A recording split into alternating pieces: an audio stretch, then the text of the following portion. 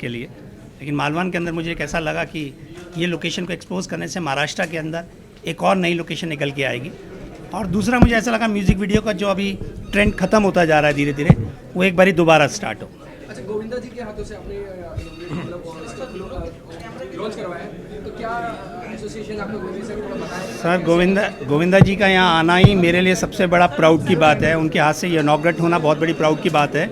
ये इनका बड़प्पन है सर का कि इन्होंने म्यूज़िक वीडियो की लॉन्चिंग के लिए अपना समय निकाला, और बहुत कीमती समय, सर के पास बहुत कम समय रहता है, लेकिन उसके बावजूद सर आए। और एज अ एल्डर ब्रदर मैं बोल सकता हूँ कि सर मेरे एक एल्डर ब्रदर की तरह मेरे ऊपर इनका हाथ है, और सर की वजह से मैं बहुत ज़्यादा लाइफ में आगे बढ़ रहा हूँ। अच्छा, गोविंदा जी जैसे उन्होंने कहा कि आप बहुत बिजी रहते हैं, हम उनसे मिलते भी बहुत कम है, इस तरह से मैं चाहूँगा कि किल दिल करके जो फिल्म कर रहे हैं उसके बारे में बहुत चर्चा हो रही है आपके, लेकिन थोड़ा सा अगर बताना चाहेंगे किस तरीके का शेड देखना। अब ये कह रहे हैं ना हीरेनु सता, और आप किल दिल पे नहीं ले जाइए प्लीज़। मैं ये जो एल्बम रिलीज़ हुआ है, आई होप कि मेरी शुभकामनाएं और शुभेच्छाएं प्रदान करता हूँ, एंड ये सक्सेसफुल रहे। और आज की तारीख में तो जिस वक्त वो फिल्म रिलीज़ हो रही होगी, आई लेट यू नो। अब तो ये एल्बम रिलीज़ हो रहा है, इसी पे मैं चाहूँगा। क्या खास लगा आपको गोविंदा जी, आपको क्या खास लगा एल्बम में? आपने देखा क्योंकि इंडस्ट्री में आप हैं और विजुअली भी आपको बहुत ज़्यादा समझ है, क्या खास लगा फिल्म के बारे में? मुझे मोहब्बत हर सूरत में खूबसूरत लगती है, कभी ख़राब नहीं लगती है।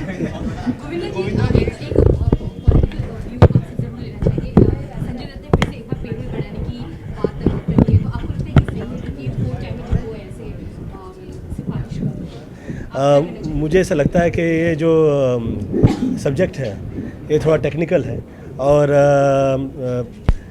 हम जितने जो सिनेमा वर्ग के लोग हैं वो हरदम यही चाहेंगे कि कभी गलत नहीं हो, अच्छा ही हो। और अच्छाई में हम लोगों का दिल कहाँ है वो सबको, जितने हैं लोग सब ये मालूम है। तो ईश्वर से यही प्रार्थना है कि गलत नहीं हो और अच्छा हो। अब वो कैसे उसकी सूरत होती है वो टेक्निकल चीज़ है, उस पे इस विषय पे चर्चा नहीं हो सकती। गोविंदा जी, एक देश से जुड़ा हुआ सवाल है। एल्बम से पूछो। हाँ, एल्बम पे गोविंदा जी, एक देश से जुड़ा हुआ सवाल है, क्योंकि आप मिलते नहीं, आपसे पूछना है जरूरी है। आपने भी अपना 5 साल का पॉलिटिकल करियर रहा है। राहुल गांधी को प्रधानमंत्री का उम्मीदवार बनाया कांग्रेस ने। सबसे पहले राहुल गांधी के लिए आप क्या कहना चाहेंगे, और कांग्रेस की आने वाली सरकार के लिए क्या कहना चाहेंगे, और क्या आपको लगता है कि फ्यूचर में कांग्रेस की सरकार आएगी? मैं ये कहना चाहूँगा आप लोग सब लोगों से कि जिस वक्त से मैंने पॉलिटिक्स से मैं बाहर आया हूँ, बाहर निकला हूँ, मैं टिप्पणी कभी नहीं की। उसका सबसे बड़ा कारण ये रहा कि किसी को ये लगे नहीं कि गोविंदा फिर इसमें इंटरेस्टेड है या उस पे विषय पे टिप्पणियाँ कर रहा है, ऐसा कभी नहीं लगे। हाँ, इन नॉर्मल सर्कमस्टांसेस यस, लोग टिप्पणियाँ देते हैं, बट देन मैंने कभी नहीं दी। उसकी सबसे बड़ी वजह ये थी कि जैसे ही 8-10 साल निकल जाते हैं तो ये 10 साल निकलते ही लोगों को यकीन हो जाएगा कि गोविंदा इसमें विषय में नहीं है और इस सब्जेक्ट पर डिस्कस भी नहीं करता है। इतने बड़े पॉलिटिशियन के साथ मैंने जो लड़ाई लड़ी थी, उसके बाद थोड़ा ही मैं उस तरफ मुड़ के देखने लगूं तो लोगों को बड़ी सी घबराहट होने लगी थी। ऐसे बहुत से लोग थे, और मैं उस विषय पे चर्चा नहीं करूंगा। शुभेच्छाएं प्रदान करता हूं सब जो लोग जो काम कर रहे हैं उसमें पॉलिटिक्स अच्छे से कर रहे हैं, वो सब व्यक्तियों को मैं शुभेच्छा प्रदान करता हूं, और इससे ज़्यादा इस विषय पर मैं नहीं चर्चा करूँगा। कुछ कहना चाहेंगे मोदी जी के लिए? कुछ कहना ये हाथ जोड़ रहा हूँ मैं पॉलिटिक्स के लिए हाथ जोड़ रहा हूँ, प्रणाम कर रहा हूँ। आने वाले समय में आप रुपेश जी के साथ कोई एल्बम करते नजर आ सकते हैं कि अगर Yeah, I would love to. I told him that we will think about something which is something very good.